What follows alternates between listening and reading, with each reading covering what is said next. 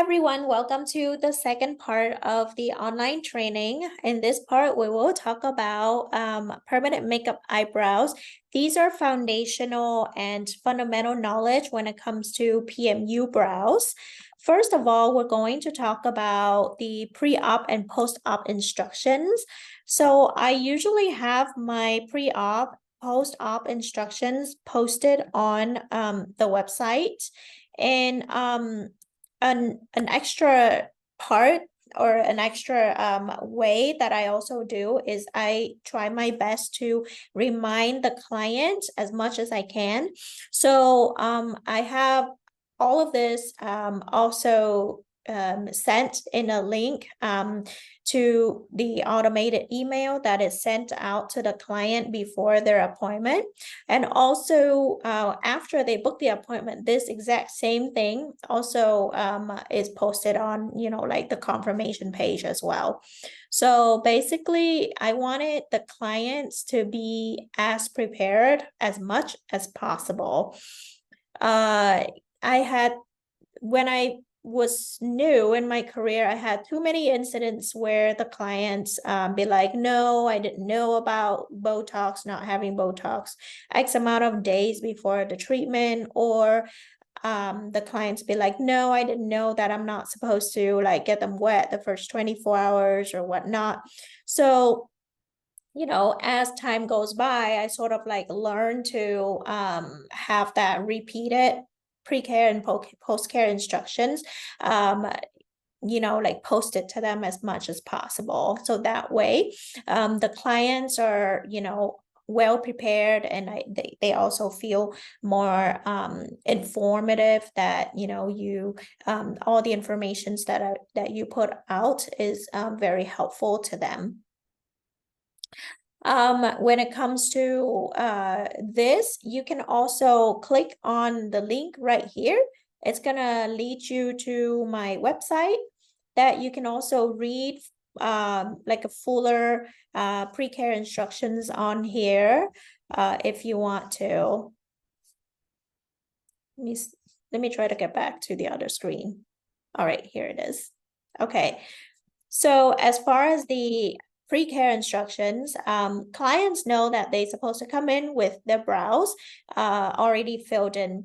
This is not because I'm going to design the brows exactly the way they fill them in, but I wanted to have an idea of what they're used to. Because earlier in my career, I'd be spending a lot of time mapping, designing the brows, making sure they're symmetrical, and then it turns out that that's not the style or that's not the shape that the client is looking for. And also people who have never filled in their eyebrows, if you give them powder brows, they're going to be really shocked because they've never filled in their brows for their whole life, and then all of a sudden they have these two dark eyebrows on their face. So that's just to prevent, initial shock, or resistance with clients, or clients be, filling in their brows very heavy, but they come in and they want hair strokes, thinking that it's natural, that they're never gonna have to fill in their brows.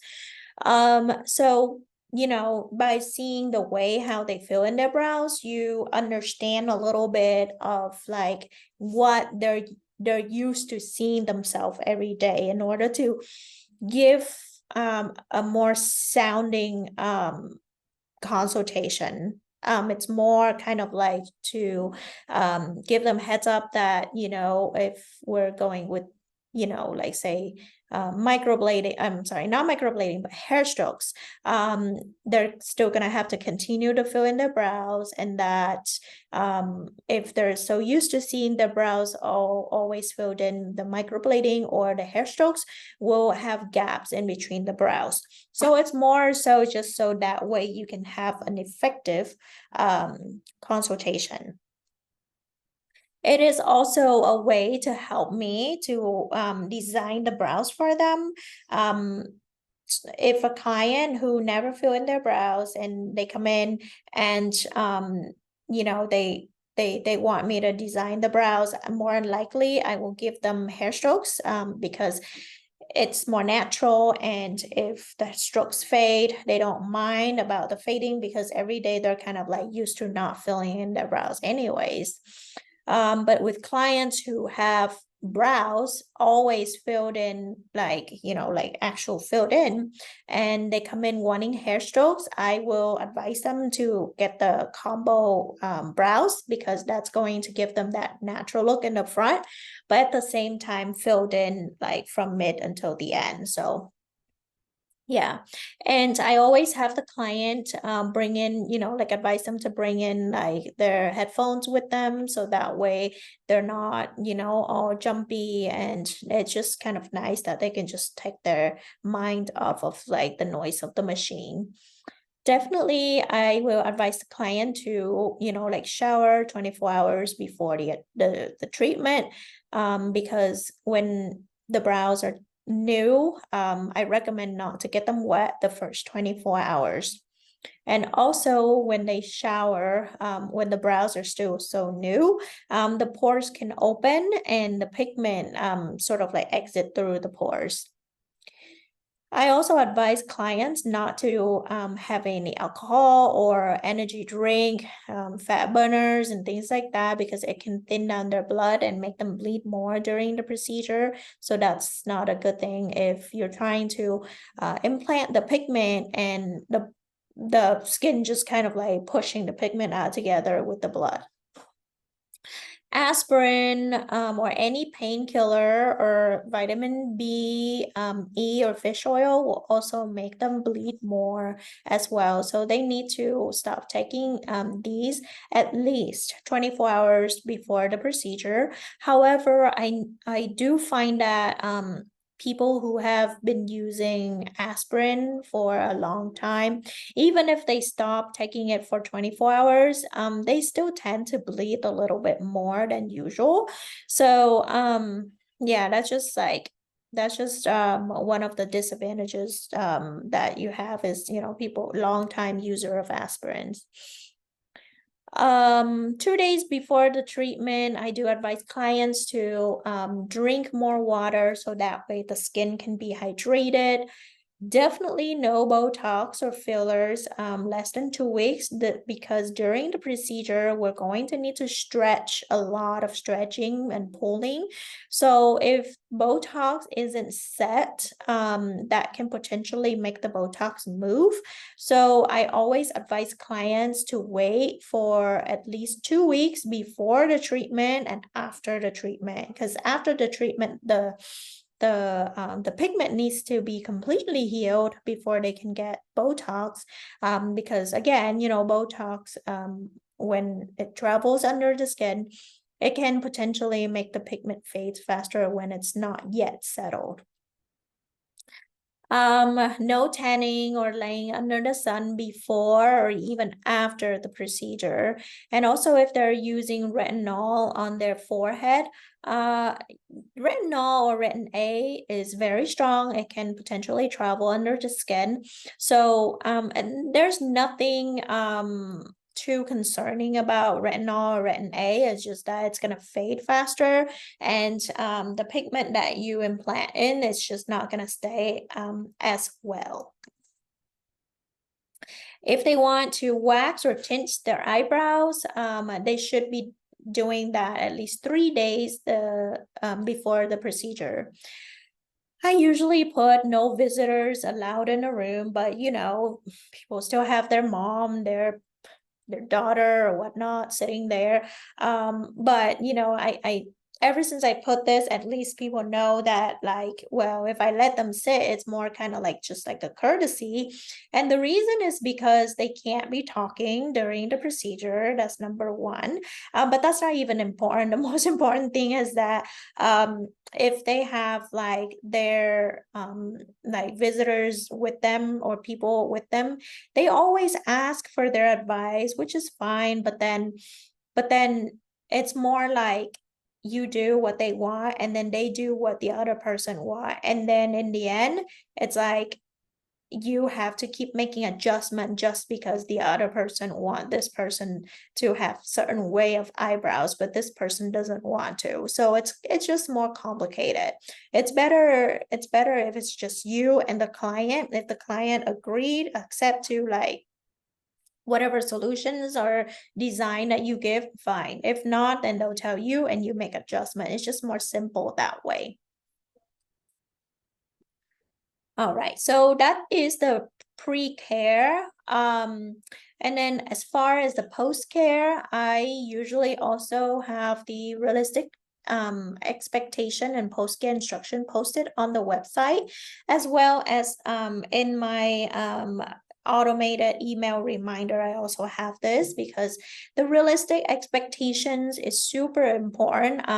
Some people, come in with their brows done, get the brows done thinking that, you're gonna give them like the most wonderful brows, which you try to, but if they don't have a good foundation for you to work with, it's going to be a process. It's not going to happen overnight.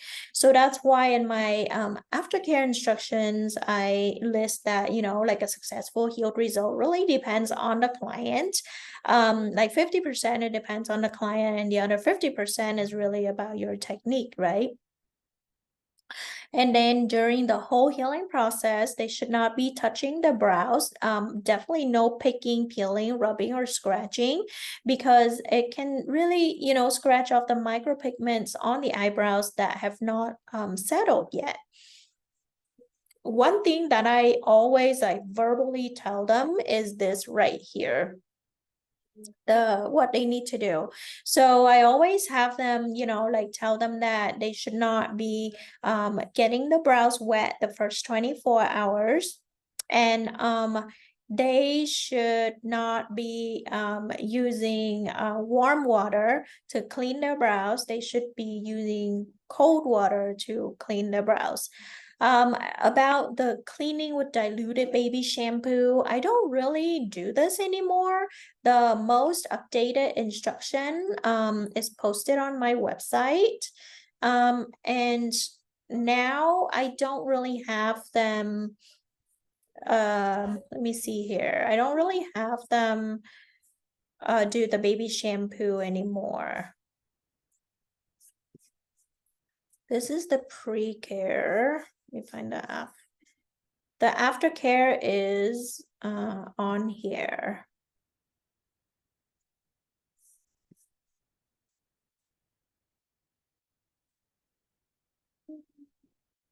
Right here.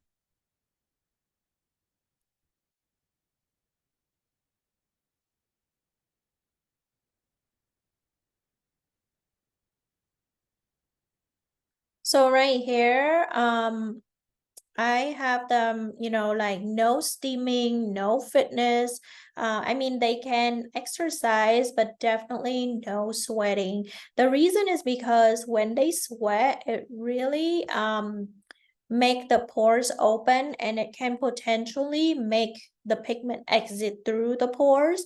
So it's important that they understand that they should not be sweating for at least 2 weeks.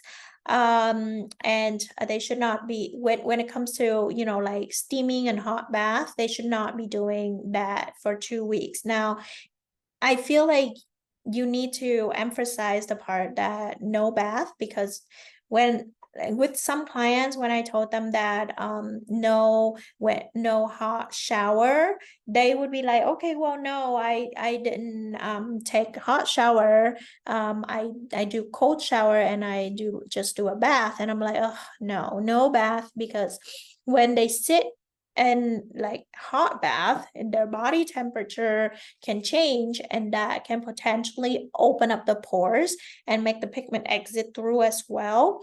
So that part I also verbally tell them. And there's some part like if they're, like cleaning the brows or whatnot or applying the oil, it's normal that they see like excess pigment on the Q-tip or whatnot. Don't be alarmed. And then I give them like a grapeseed oil that they need to be applied. So I have my clients use grapeseed oil as the aftercare, and that starts the next day. So they need to be applying grapeseed oil twice a day, morning and night, and it's the one that is for skin, not the one for cooking. I usually have that divided, not divided, but like put in like the little bottle, and I hand it out to every client, so that way they don't have to go and try to find it, because I do find that if I tell the client to go find it, more likely they're gonna forget, or they're gonna get the wrong type, or they're gonna like text you and ask, is this one okay, is that one okay? So I usually just give them in like a little bottle, the grapeseed oil. Definitely no sauna, no swimming. And for people who like to sleep on their stomach or on the side, they need to be really careful, because that can like potentially rub the pigment off. And for down the road, I do advise them that they need to wear sunscreen, because if they're spending a lot of time in the sun, that can potentially make the pigment turns like ashy. So I usually tell the clients to apply sunscreen if they're planning on being outside in the sun for a long time, just like how they're applying it on the skin. I always warn my clients, like I would verbally go over with them, like some of the important expectations in aftercare. Like I would tell them that it's normal that like the first 2 weeks, the brows would be really dark, very sharp, defined, might look a little painted on, but after 2 weeks, the brows will be about 40 to 50% lighter. They also shrink. So yeah, so I always tell the client, give it 2 weeks for the brows to be softer. Some tightness, swelling is normal. I also put this in the realistic expectations to the client. Itching is also normal as well. And I also put, depending on their age, immune system, lifestyle, whatever, it also contributes to the healing process. So that way, it's not entirely your fault if like the brows might not like hold or whatnot. I also put that the the the microblading or hair strokes or permanent makeup brows is really just an enhancement, and that we can create the brows as sisters, not twins. So if they expect 100% symmetrical brows, is just unrealistic. So we can match like at least like 80 to 90%, but it's going to be, like not 100% due to like the differences in like the forehead muscles on each side. The brow bones on each side is different. And then I also, like during like my mapping and measurement, if like I would like observe the clients, if I notice like one side of their brows is higher due to like muscle movement, like if they raise their eyebrows, or like if the muscle on that particular side is more dominant or stronger, I also make sure to let them know that too, just so that way when they'll go home and like they look at their eyebrows, or they stare at their eyebrows, they're not like blaming you for like making one higher and one lower just because they're using their forehead muscle on one side more. Sometimes clients don't know that until you pointed it out and like tell them. And also I noticed that like people could be like don't care, or like not noticing the differences between their eyebrows until they get the brows done, and then they start noticing, okay, well, this side is like shorter, this side is like higher or whatnot. So that's when they start noticing, and then they could like point that out to you, thinking that it could be your fault. But if you like warn them ahead of time and like tell them, pointing it out, the differences ahead of time, it sort of like give them more like a preparation, so that way later on, if they like stare themselves in the mirror and they see like the differences, they'll be reminding, oh, okay, well, she did mention this and that. Or like if their friends and family saw the brows, if they're not nice enough, they'll be like, okay, well, how come this side is like different, and in whatever way that is, then at least, they'll be remembering like, oh, okay, well, she did mention that, like one side of my brows is this and that, or whatever. Okay. How to have an effective consultation. To me, when I do the brow procedure, it's super fast, but the consultation is the part where it takes the longest. And when I was new in my career, honestly, like I didn't really know what to do when it comes to like warning the clients, prepping the clients psychologically ahead of time. As I'm, maturing in my career, um along the way, I kind of like putting down stones and like help prepping the clients before they come in to see me. So the process would be a lot easier and faster once when they're in my chair. So with the consultation, if I really want to show them the differences between strokes and powder, what I would do is I would fill one side in with powder, and the other side I would draw like stroke like this, right? For them to see. And then I would take like a little Q-tip, I would wipe like a couple of strokes here and there to show them that, okay, well, this is how hair strokes gonna fade, because these lines right here, they're not going to stay as lines. Certain lines will fade randomly, whereas the powder, when it fades, it's just kind of like all together. So that way they can choose what technique they want. And obviously now we have the combo brows, so I would draw in some of the strokes in the front as well. So that's one of the way that you can have an effective consultation. And you just have to be honest with them. If the client has, let's say, previous work, that and then they come in expecting that you're going to be the one fixing it or whatnot, then you just have to be straightforward, and you also need to be honest with them what can or cannot be achieved. I do find that like with new artists, sometimes they're like too shy to like tell the clients that, okay, well, like you want it this way, but then your brows are like that way, so it's gonna be hard. Like a lot of new artists, they either like shy, or they don't know how to like say it to the client, so they just don't say it.